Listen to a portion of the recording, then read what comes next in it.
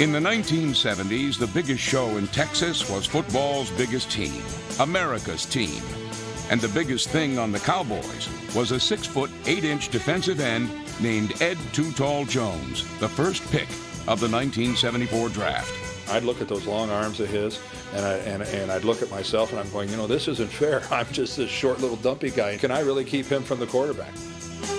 His physical abilities helped number 72 dominate his side of the defensive line. All of a sudden, just out of nowhere, just his instincts would tell him it's time to leap up or stick my hand up, and he'd knock a pass down, and he just did it time and time again. I was able to, a lot of times, get my hand on passes that created interceptions, that resulted in touchdowns, what have you, and teams didn't like to throw right. In Dallas, he was often overshadowed by a line that included 2 Hall of Famers. We had guys, like Bob Lilly, and we had Randy White, and all those, and they were excellent pass rushers. But the bigger the game, the bigger the performance from the biggest Cowboy. Well, I remember what a force he was in Super Bowl 12, and I felt sorry for Craig Morton. I almost wanted to go over and apologize to him.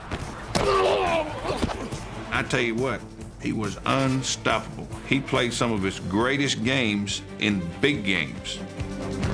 Jones appeared in 3 Super Bowls, hammering Craig Morton of the Broncos in a win and hampering the high-powered Steelers offense in 2 losses. It was a long road. It wasn't easy for me. I was a basketball and baseball player growing up, and decided to play football and didn't even know the rules of the game. In fact, I used to call football players crazy for knocking each other around out there like they do. For a player who didn't appreciate contact sports, Ed Jones made a bizarre career choice after 5 years with the Cowboys. He abruptly left the team to go to New York and pursue his dream of becoming a professional boxer.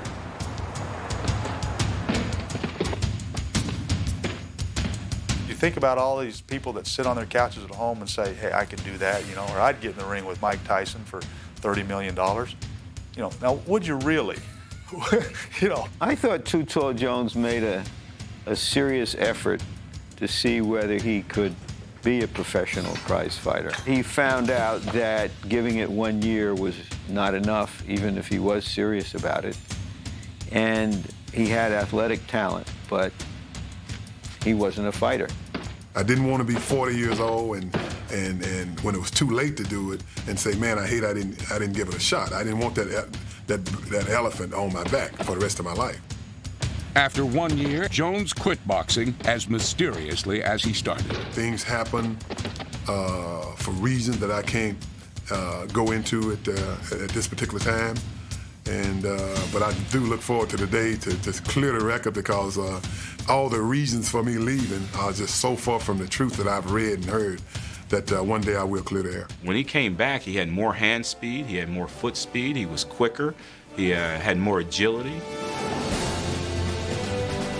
Jones would return for 10 more seasons, going to 3 Pro Bowls and recording 106 career sacks, 3rd most in Cowboy history. When he wanted to, like I said, when he wanted to, Big Ed could grab anybody and sling them like a dish rag and get the quarterback. With his strength and surprising speed, he was a terror for offensive linemen. Jones's career makes a convincing argument for his inclusion in the Hall of Fame, and the Hall of Famers he played with and against couldn't agree more. You have to prepare for Too Tall a little bit differently than other defensive ends because of his great height. Ed and I, in the 10 years that we played against each other twice a year, never, ever spoke. The year I retired, my last game, I walked up to Ed and I stuck out my hand and I said, I'm quitting. And he looked at me and he went, I'm glad.